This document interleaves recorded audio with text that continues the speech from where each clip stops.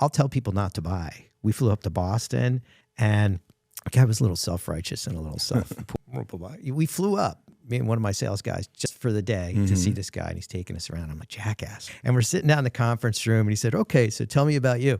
And I'm like, at this point, Jim, I'm going to recommend that you don't buy. He goes, what do you mean? I'm like, I'm going to recommend that you don't buy. And I started to get up. He's like, you can't do that. I'm like, pretty sure I can. I'm walking. No, literally follow me out. Like, why would you want to do business with that guy?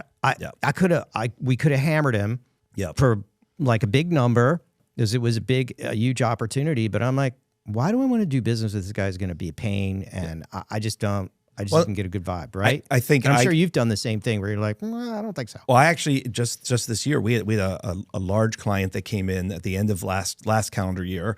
It was great. We loved working with them. They needed our services badly, and it was a great fit. And they had a change of leadership, and they wanted to change terms and this, that. And I said to them, I said, I just don't think this is the right partnership. We can make a difference for you. We have made a difference for you, but under kind of this new arrangement you're talking about, it's not good. And as much as it was hard to walk away, it was a lot of money, but it was very easy to walk away. And I went back and I told my team, and I said, they were a little nervous because you could lose a big client. I said, look, everything's fine. I said, it's 100% the right thing to do.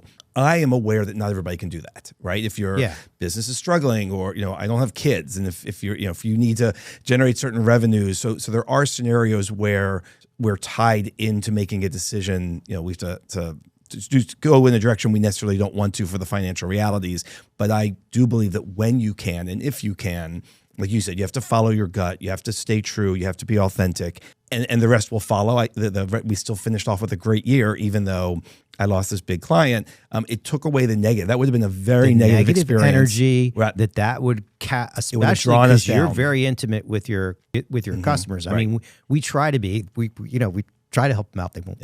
It's hard to get them to just call back. We're like, we're just calling to help you. It would have been a weight. It would have pulled us down. And so eliminating that and putting the time into finding another positive client, using that energy was definitely the right decision. But again, it's never lost on me that I'm fortunate that I can do that. And they're also the clients that would nickel and dime you. And you're like, we're not. This is not worth it. Yeah. No, clients, that's something else that we've been dealing with is especially through COVID, budgets shrunk. People did not get rid of us because they needed their marketing agency. They wanted an expert to help them. They needed us to respond via social media. They needed us to help them with virtual events. How do we help with their programming? So the relationships got stronger. The budgets tightened up a bit.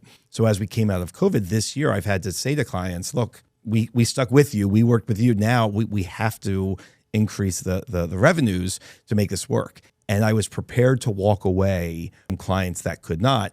Every one of them met us, and they understood the value. And so I think they're the clients you want. That's who you'll bend over backwards, because the relationship goes both ways. If it's only transactional in one way, again, it's not enjoyable. And that says a lot about your company. The fact that they stuck with you. Yes. No. Because if they didn't feel like you were authentic, if they didn't feel like you were doing a good job, if they didn't feel like had that connection with you, they would have dumped you. No, we're very thankful. We're very appreciative. I really I talk to my team that confidence is really important. You have to be able to plant your feet, stand up tall, and go. You have to be appreciative for what's around you, what got you there, where you're going. As a consultant, I remind my team a lot of times we're focused on the services. There's a checklist of things that we need to do. I said, but remember, we're a consulting company that people want expertise. The definition of consulting, giving advice based on data and information. I said, that's us. So we need to stand tall and be able to say, we've done the work. This is a quality product. And I think that along with being authentic and just nice people and friendly and wanting to help is a good formula for us. Yeah.